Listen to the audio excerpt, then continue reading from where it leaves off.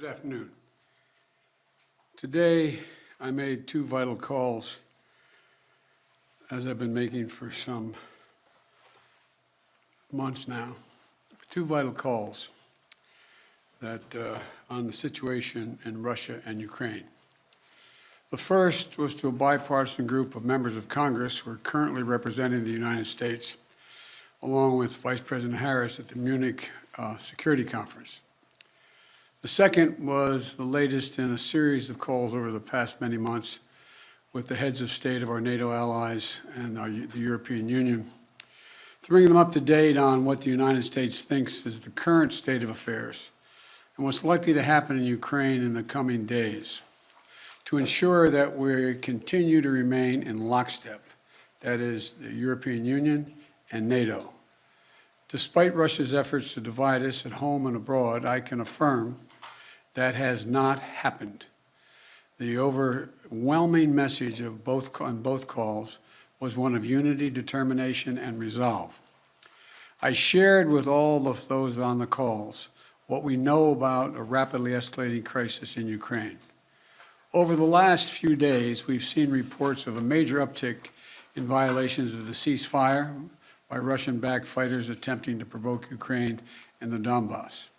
For example, a shelling of a Ukrainian kindergarten yesterday, which Russia has falsely asserted was carried out by Ukraine.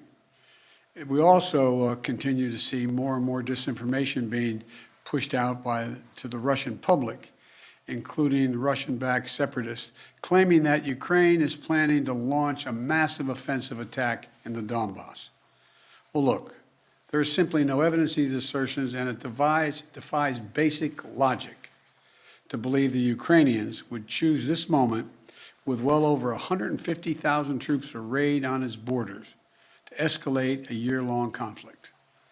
Russia's state media also continues to make phony allegations of a genocide taking place in the Donbass and push fabricated claims warning about Ukraine's attack on Russia without any evidence. That's just what I'm sure Ukraine's thinking of doing, attacking Russia.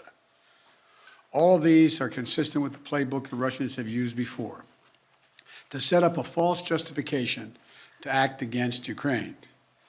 This is also in line with the pretext scenarios that the United States and our allies and partners have been warning about for weeks. Throughout these tense moments, the Ukrainian forces have shown great judgment and, I might add, restraint. They refused to allow the Russians to bait them into war. But the fact remains, Russian troops currently have Ukraine surrounded from Belarus along the Russian border and with Ukraine to the Black Sea in the south and all of its border.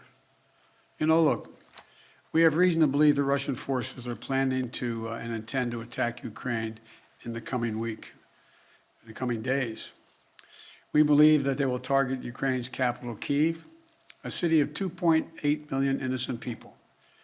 We're calling out Russia's plans loudly and repeatedly, not because we want a conflict, but because we're doing everything in our power to remove any reason that Russia may give to justify invading Ukraine and prevent them from moving. Make no mistake, if Russia pursues its plans, it will be responsible for a catastrophic and needless war of choice. The United States and our allies are prepared to defend every inch of NATO territory from any threat to our collective security as well. We also will not send troops in to fight in Ukraine, but we will continue to support the Ukrainian people. This past year, the United States has provided a record amount of security assistance to Ukraine to bolster its defensive, $650 million from Javelin missiles to ammunition. We also previously provided $500 million in humanitarian aid and economic support for Ukraine. And earlier this week, we also announced an additional sovereign loan guarantee of up to $1 billion to strengthen Ukraine's economic resilience. But the bottom line is this: the United States and our allies and partners will support the Ukrainian people. We will hold Russia accountable for its actions. The West is united and resolved. We're ready to impose severe sanctions on Russia if it further invades Ukraine. But I say again, Russia can still choose diplomacy. It is not too late to de-escalate and return to the negotiating table. Last night, Russia agreed that Secretary of State Blinken and Foreign Minister Lavrov should meet on February 24th. February 24th in Europe. But if Russia takes military action before that date, we'll be clear that they have slammed the door shut on diplomacy.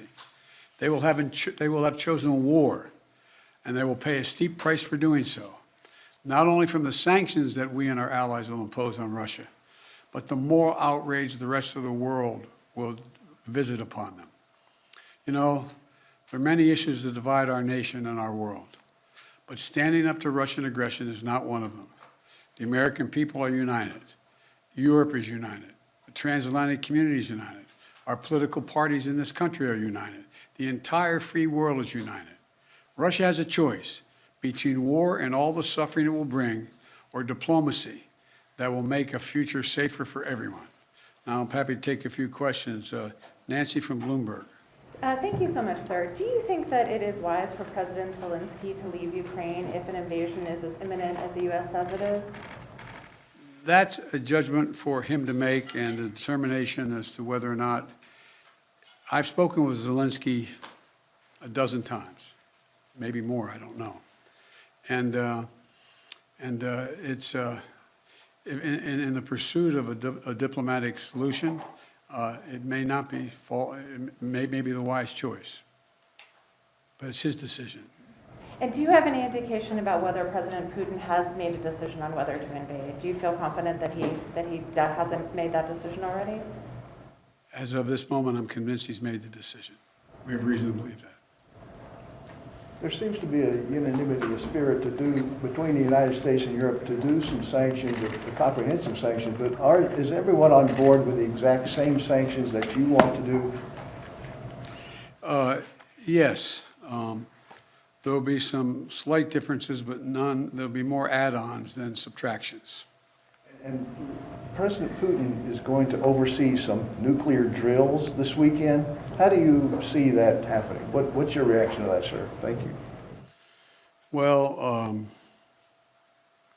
I don't think he is remotely contemplating using nuclear weapons.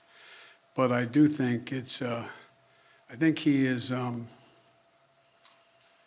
focused on trying to convince the world that he has the ability to change the dynamics in Europe in a way that he cannot. But I don't, how much of it is a cover for just saying we're just doing exercises and there's more than that, I just can't, it's hard to read his mind.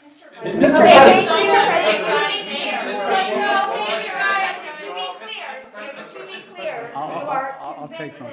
You are convinced that President Putin is going to invade Ukraine. Is that what you just said a few moments ago? Yes, I did. Yes. So is diplomacy off the table then? No. Until he does, diplomacy is always a possibility.